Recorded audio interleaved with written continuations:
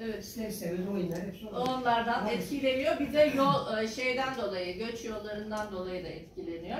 Fakat aslında Nogay'la tabii ki Kırım Tatar arasında etnik olarak hiçbir fark yok. Tamamen siyasi bir fark. Birisi işte Nogay Han'ın tebaası, bir Kırım Han'ın tebaası olduğu için zamanında ara ara savaşmışlar ama ara ara birlikte hareket etmişler. Ondan kaynaklı da böyle kolektif hafızada bir ayrım sürmüş ama aslında kültür olarak aynılar. Dolayısıyla Dobruca bizim tarihimizde çok önemli. Bu Dobruca'nın böyle bir etnik olarak tamamen Kırım Tatar olması 1860'lardan 93 Harbi'ne 78'e kadar devam ediyor. Fakat orada biliyorsunuz Osmanlı-Rus savaşları, en son Osmanlı-Rus savaşı Rusya'nın artık Edirne'ye kadar geldiği bir savaş. Ve sonrasında birçok Balkan devletini kışkırtarak bağımsız olmalarına sebebiyet verdiği bir savaş. Ve bu Balkan devletlerinin bazıları da kendi milli devletlerini kurmak için oradaki Türk ve Müslüman unsurları ittirmeye başlıyorlar. Ve büyük soykırımlar yaşanıyor yer yer. Sırbistan'da olsun, Yunanistan, Bulgaristan bölgesinde. Romanya'da bir soykırım ya da Türklere bir zulüm aslında yaşanmıyor Türklere ve Tatarlara. Fakat bu o dönemlerde bu soykırım ve ne kadar bir acı çekildiği ağızdan ağza dolaştığı için oradaki Tatarlar ve Türkler de acaba biz de böyle bir şeye uğrar mıyız diye büyük bir korku oluşuyor. Yani o zamana kadar böyle bir azınlığın üyesi değilsiniz. Sonuçta Tatarlar da Müslüman oldukları için en üstün millet sınıfına ait Osmanlı'da. Birden böyle bir azınlığa düşmek, sonra tekrar Rusya'nın oralara gelmesi, o eski korkuları, travmaları hatırlatıyor. Ve bundan dolayı büyük göçler tekrar başlıyor. Yani ikinci kere bir halkın göç ettiğini görüyoruz. Bu sefer 1878'den itibaren ara ara göçler var. Bunlar düzensiz göçler. İşte ailesini toparlayan gidiyor. 1910'larda var. Balkan Savaşları sırasında yine artıyor göçler.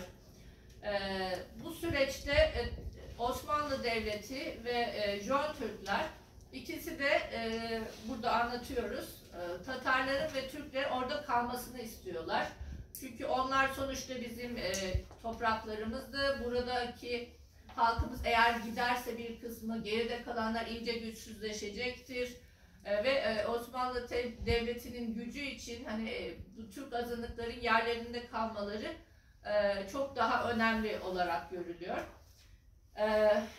Bu süreçte tabii 1917'ye geldiğimizde bu sefer de Kırım'da biliyorsunuz Kırım Halk Cumhuriyeti, Kırım'da kalan Kırım Tatarları yani Dobruca'ya gelenler dışında Kırım'da kalan Kırım Tatarları da bir kendi cumhuriyetlerini kurmak istiyorlar Rusya İmparatorluğu çöktüğü zaman.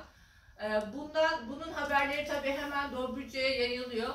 Bu arada bu kitabım ve benim araştırma konum birazcık ulus ötesi ilişkiler. Yani şöyle diyelim, o dönemde insanlar her ne kadar Kırım'dan Dobruca'ya geldilerse de ara ara dönüyorlardı. Orada akrabaları vardı, gidip ziyaret ediyorlardı.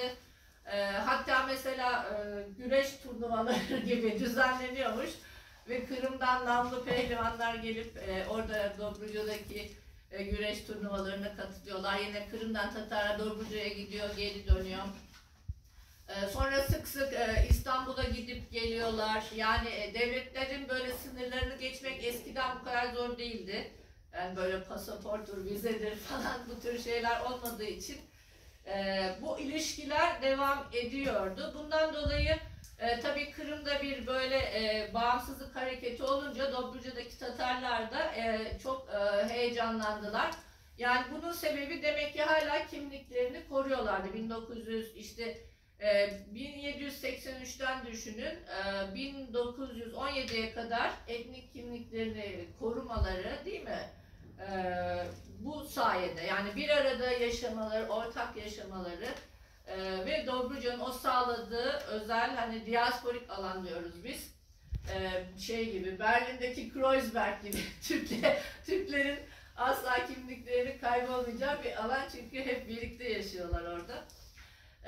Ondan dolayı bir Kırımcılık hareketinin yavaş yavaş gelişmeye başladığını görüyoruz.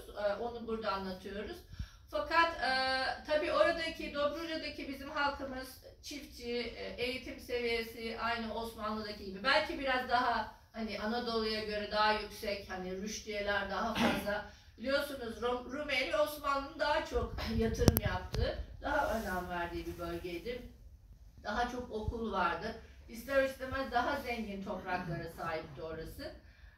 Bundan dolayı orada daha fazla yüksek bir eğitim seviyesi olduğunu, buradaki insanların kıyafetlerinden olsun, okudukları okullardan, resimlerde anlıyoruz. Özellikle Pazarcık gibi, Köstence gibi şehirlerde yaşayanlar, Mecidiye gibi şehirlerde yaşayanlar daha böyle büyük bir eğitim seviyesine sahiplerdi. Fakat toplum bir türlü gelişmiyordu. Yani böyle olduğu yerde sayıyor. Çünkü ister istemez bir azınlıksınız. Ve Romanya'nın şöyle politikaları vardı. Her ne kadar Türkleri böyle bir ezelim, buradan gitsinler gibi bir Bulgaristan'daki gibi bir politikaları olmasa da mesela bir Müslüman başka Müslümana toprak satamıyordu. Toprak satacaksa bir Roma'ya satacak. Yani yavaş yavaş topraksızlaştırma, mesela camileri olsun, okulları olsun gitgide bakımsız hale gelmişti. Çünkü Romanya vakıf sistemini kaldırmıştı. Bunlara gereken yardımı devlet yapacak diyordu ama devletin de hiçbir zaman kasasında bunlar için yeterli yardım olmuyordu. Halk zaten hani çok zengin değil. Onlar da bakamıyorlar. Yani okullar yetersiz, camiler yetersiz. Böyle yok olmakta olan bir toplum olduğunu söyleyebiliriz. Osmanlı'ya göre yani bir düşüşe geçen bir toplum. Ama bir taraftan da Romanya şey diye düşünüyordu. Bunları entegre edeyim, gitmesinler. Çünkü mesela Bulgarlardan falan iyidir bunlar diye düşünüyordu. Çünkü genelde böyle uyum sağlayan, oldukça sadık Kırım Tatarlarının yapısı. Mesela 1. Dünya Savaşı'nda Romanya ordusunda Osmanlı ordusuna karşı savaşmış Kırım Tatarları var. Birçoğu böyle madalya falan almış. Yani hiçbir zaman Romanya'ya karşı da böyle bir hainlik yapmayan, bu hain şeyi her zaman değil mi Kırım Tatarları için söyleniyor ama hiçbir zaman böyle bir hainlik şeyi de yok. Dolayısıyla çok makbul vatandaşlar olarak da görüyor. Onları entegre etmek için mesela Mecidiye Medresesi diye bir okul açıyor. İşte bu bir Müslüman okulu ve size işte Müslümanlar için hem imam yetiştirmek hem öğretmen yetiştirmek, işte Türk okulları için bir